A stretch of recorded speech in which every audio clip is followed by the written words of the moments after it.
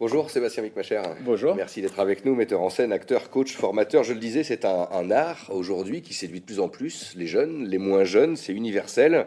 Ça permet évidemment le développement personnel. Comment vous le qualifieriez finalement cet art de l'improvisation en une phrase pour le vendre? Il y a une phrase que j'aime bien en ce moment, parce il y en aurait tant d'autres à dire, c'est un peu le jazz du théâtre. D'accord.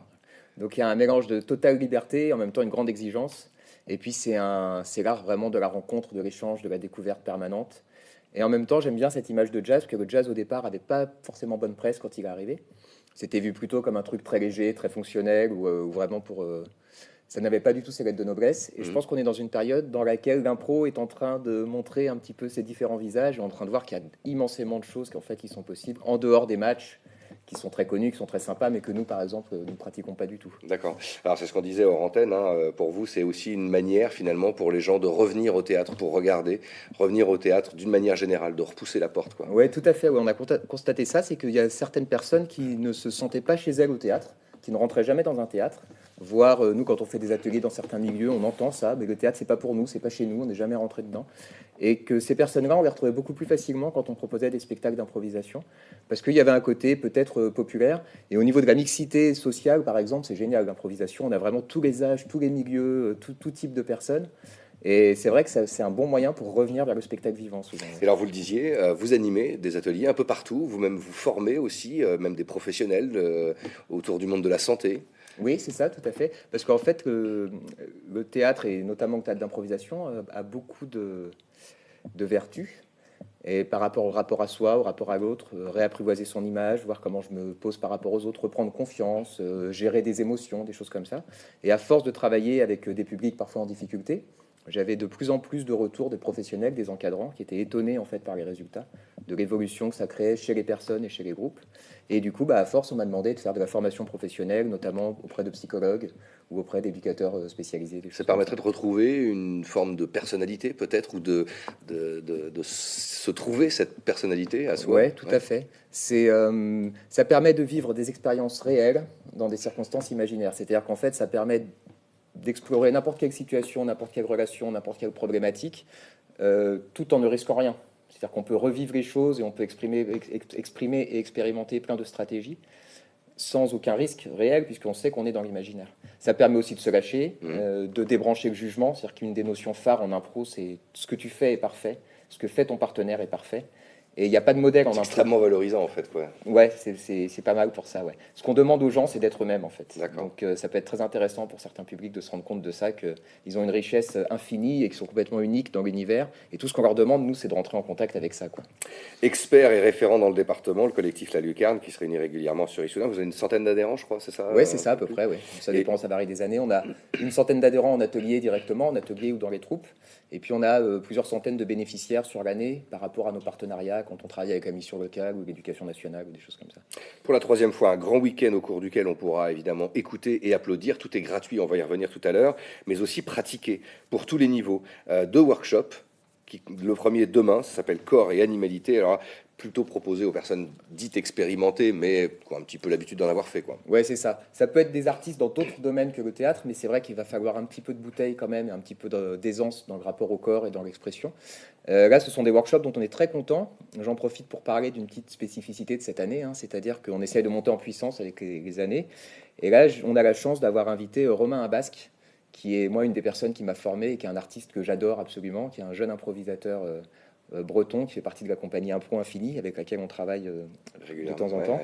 Ouais. Et donc là il vient et il va animer deux workshops. Ouais. Ouais, c'est ça. Donc là moi je suis pas du tout en mode prof, je vais me mettre en mode élève et bien content d'y être. Et c'est un excellent improvisateur, c'est un artiste qui a de stature internationale, Romain. Il va jouer partout, hein. Il reste quelques places, hein, les coordonnées vont s'afficher pour pouvoir s'inscrire. C'est entre 12h30 et 15h30 demain, samedi, avec Romain Abasque. Et puis, il y en a un deuxième workshop qui se déroulera, lui, dimanche, qui lui est complet. Malheureusement, il est complet, celui du dimanche. Sur le fait que c'est une erreur, j'espère, il appelle ça. Sur le fait que l'improvisation est en fait une succession d'erreurs assumées. C'est une super philosophie, ce qui est très intéressant, on travaille beaucoup là-dessus. C'est-à-dire qu'en fait, tout ce qui se passe est bon du moment qu'on l'accepte et qu'on le justifie. D'accord. Voilà, c'est une posture mentale et psychologique complètement différente de notre posture habituelle où on réfléchit avant de parler et on fait attention à ce qui se passe, on rattrape les erreurs. Là, on accepte tout et on regarde ce qu'on en fait. Alors tout au long du week-end, vous allez proposer des spectacles et qui vont justement dérouler les différents styles qui existent dans l'art de l'improvisation, y compris l'impro de bar. Ça commence ce soir au Café L'Univers à Ouais, tout à Issoudun. fait. Ouais, ouais. On a deux improvisateurs émérites là, qui s'entendent très bien, qui sont Richard et Nathan. Et ils vont faire juste un truc à deux ce soir pendant, je sais pas, trois quarts d'heure, une heure sans doute, avec des suggestions du public. Et donc ça va être intense. C'est deux acteurs qui ont beaucoup de talent, beaucoup de sensibilité, mais beaucoup d'énergie aussi. Et donc on a hâte de voir ça ce soir. C'est la première fois qu'ils ne jouent que tous les deux pour faire un spectacle. Bien. Et puis après, rendez-vous alors demain samedi à partir de 17h et également dimanche aussi à partir de 17h au centre de congrès Les Élysées. Alors là, on a des formats courts, on a un petit peu de tout C'est qu'on ça. va pouvoir voir, ouais. Ouais, tout à Avec fait. des grands noms, hein, avec des invités. Et vous en joker, c'est ça? Moi, en Joker, souvent. C'est la première fois aussi que je joue. Du coup, je vais être dans deux spectacles. Mais surtout, il y a les après-midi, de 17h à 19h, il y a des gens des ateliers. Le samedi, ça va plutôt être tourné vers la jeunesse. Donc, on a les groupes d'ados et ados, jeunes adultes. Et attention, ne vous fiez pas à l'âge, il y a des sacrés niveaux, il y a des sacrés artistes aussi dans ces groupes-là. Et puis, donc, le dimanche après-midi, c'est plutôt deux groupes d'adultes, là, avec notamment les Lucarnautes, qui est notre D'accord. groupe spectacle qui tourne le plus. Et puis les soirs, on propose des spectacles plus des formats longs. Donc le samedi soir, il y a deux spectacles. Un qui s'appelle Bye Bye, pour deux actrices et un joker. Donc moi, oui, effectivement, je peux intervenir, mais je le fais le moins possible. C'est-à-dire qu'on sait que c'est l'histoire d'un déménagement. Les deux actrices sont sur scène, c'est le public qui décide qui sont ces deux personnes, un petit peu les circonstances. Et puis on donne à chaque actrice, à l'insu de l'autre, quelques éléments. D'accord. Ensuite, elle se retrouve sur scène et c'est parti pour entre une demi-heure et une heure de spectacle. D'accord. Et ensuite, un truc dont je suis très heureux, c'est un spectacle pluridisciplinaire. Ouais, Donc avec un danseur chorégraphe qui est Arnaud Samba, ouais. qui est un super danseur chorégraphe de danse africaine contemporaine, et un musicien qui est Christophe Sibyl, qui est un très bon pianiste et un très bon improvisateur. Connu sur Château aussi. Ouais. Et c'est ça. Et moi-même en acteur, en fait, je leur ai proposé un jour de venir pour travailler une répétition à Châteauroux, parce que j'ai envie de développer le pluridisciplinaire en improvisation. Et notamment, je vous en parlerai peut-être si on a le temps, de créer un festival des arts improvisés, peut-être à partir de l'année prochaine. Ça, c'est Waouh. un gros projet qu'on aimerait vraiment, qui n'existe pas pour l'instant, et on aimerait D'accord. vraiment créer ce système. Et donc, on s'est fait une répé, et puis on a décidé qu'en fait, on allait en faire un spectacle. Donc, ça s'appelle Triple Saut. On part d'une suggestion du public, et puis on fait un spectacle entièrement improvisé à 3 disciplines.